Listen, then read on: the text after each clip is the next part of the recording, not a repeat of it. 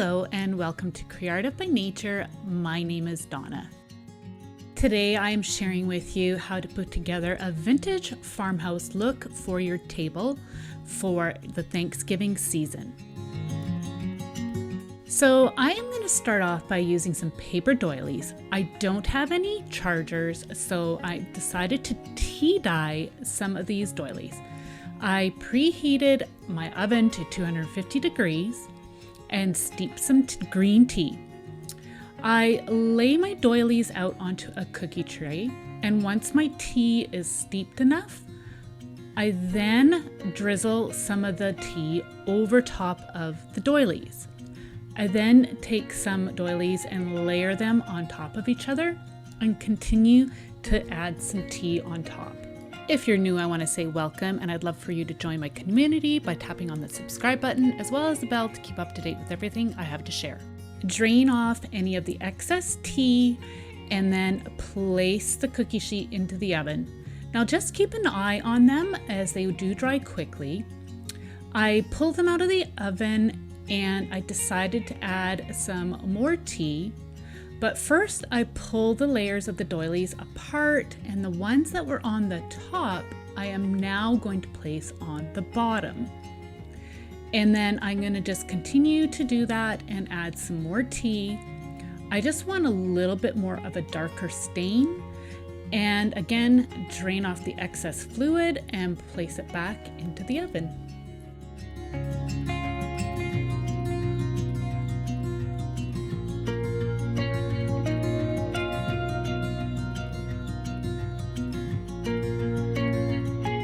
Once dry, you can remove them from the cookie sheet and set them aside.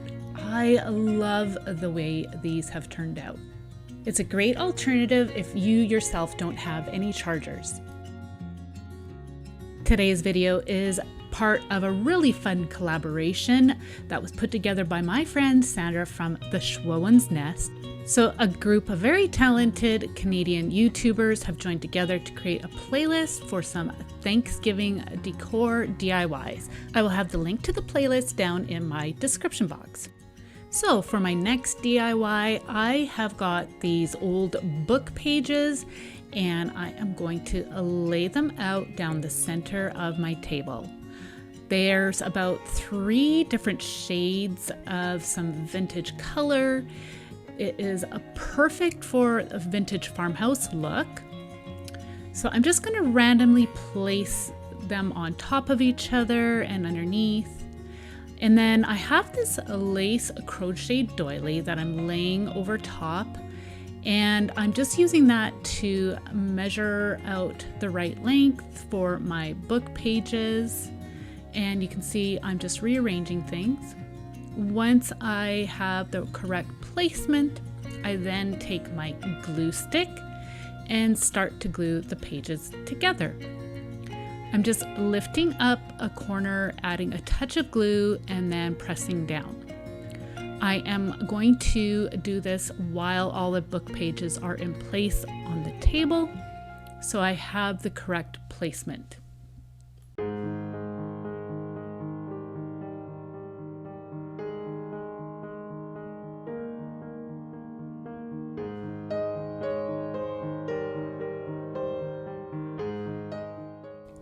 Once you're done gluing your sheets of paper together, you can then put the crochet doily runner on top, and there you have a gorgeous vintage farmhouse table runner for your Thanksgiving decor.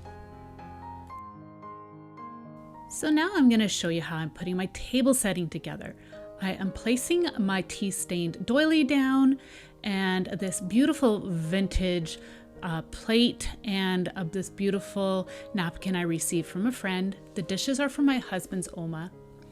I always love to add a touch of nature to my decor, so I put a piece of grass from my garden there. The cutlery is from when my husband and I got married, and the stemware is from my mom. I love how the place setting turned out. It definitely looks like a vintage farmhouse. Here is the stamp on the back of those dishes that I showed you, and this is a close-up of the pattern. It's very, very pretty. So now for my next project, I have this bread bowl that I was gifted, and I filled it with some natural excelsior. I placed the bread bowl in the middle on my table runner, and I dug into my stash of florals, and I am going to start to place them into the excelsior. I'm not gluing anything into place. I'm just laying them within, randomly placing my flowers. I have a nice stash of some full flowers and some fruits, and I use these time and time again. I'm able to do that because I don't typically glue all my pieces together. And if you buy high quality stuff, you can use all these products for years to come. So I like to add some different colors and textures that just gives your centerpiece a lot of different interest and look. Just use whatever you have on hand. Everything that you've been seeing is stuff that I have had in my home in my stash. So those of you who follow me know that I love to add a touch of nature to my decor. So I went and snipped these dried flower pods from my front yard. This is a close-up of them. I love the colors and the texture. I just think it really adds some unique interest to the centerpiece.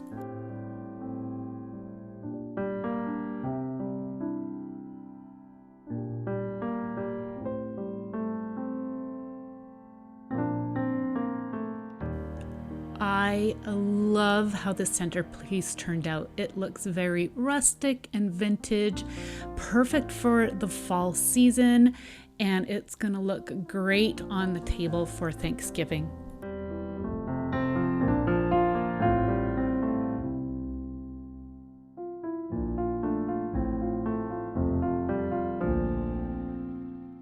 And I'm so pleased with how the place settings turned out. These dishes from my husband's Oma were the perfect addition to this Thanksgiving vintage farmhouse look that I was going for.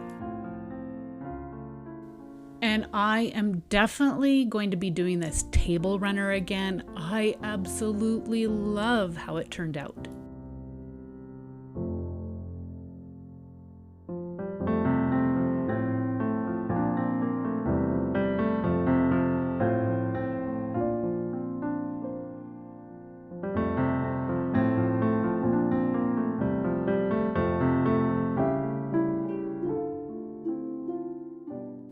I would love to know what your favorite part was. I want to say a big thank you to Sandra and my fellow Canadian creators, and I want to thank all of you for watching. See you in the next one. Bye.